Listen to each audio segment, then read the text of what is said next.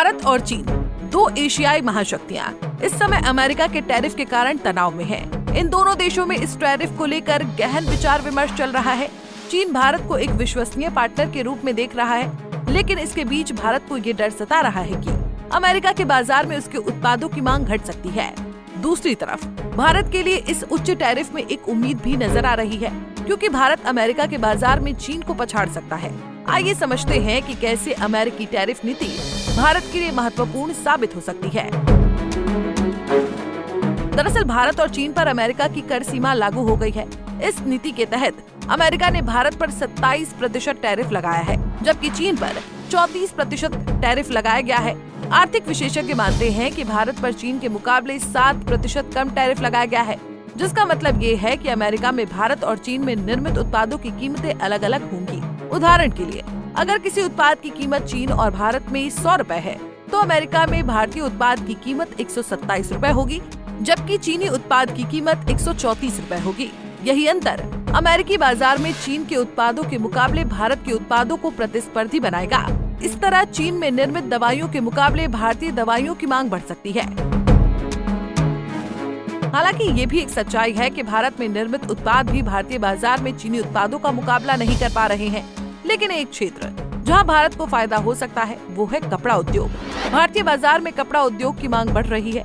वहीं बांग्लादेश, जिसने पिछले दशक में कपड़ा उद्योग में वैश्विक पहचान बनाई थी, अब राजनीतिक अस्थिरता और अमेरिका के टैरिफ से जूझ रहा है।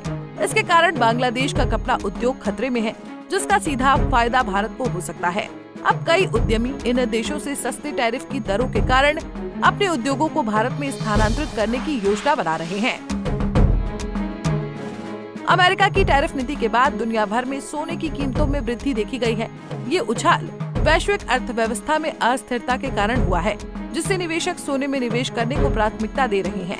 विशेषज्ञ मानते हैं कि जब बाजार में अस्थिरता होती है, तो निवेशक सोने को एक सुरक्षित निवेश मानते हैं। ये कदम अमेरिका के व्यापार घाटे और घरेलू विनिर्माण को बढ़ावा देने की दिशा में उठाया गया महत्वपूर्ण कदम है। अमेरिका का व्यापार घाटा विशेष रूप से चीन जैसे देशों के साथ लगातार बढ़ रहा है। भारत के साथ भी 2023-24 में $35.31 बिलियन का घाटा हुआ है।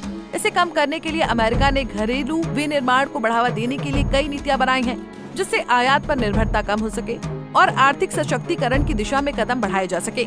इन कदमों से अमेरिका में ज्यादा नौकरियां उत्पन्न हो सकती हैं और घरेलू उत्पादों को बढ़ावा मिल सकता है, जो व्यापार घाटे को कम करने में मददगार साबित हो सकता है। बहरहाल, इस समय अमेरिकी उत्पादों की वैश्विक बाजारों में मांग बढ़ रही है। ऐसे में अमेरिका के प्रतिकूल टैरिफ से उसके उत्पादों की कीमतें विकासशील देशों में कम हो सकती हैं। यदि ऐसा होता है तो अमेरिकी उत्पादों की गुणवत्ता के सामने सामान्य उत्पाद टिक पाना मुश्किल हो सकता है। इससे विकासशील देशों में छोटे उद्योग प्रभावित हो सकते हैं, लेकिन भारत के लिए इस स्थिति का लाभ उठाना महत्वपूर्ण होगा। फिलहाल ये देखना दिलचस्प होगा कि भारत आने वाले समय में इस स्थिति से किस तरह फायदा उठाता है। हमसे जुड़े रहने के लिए हमारे YouTube चैनल को सब्सक्राइब करें और नई वीडियो की नोटिफिकेशन के लिए बेल आइकॉन को दबाएं।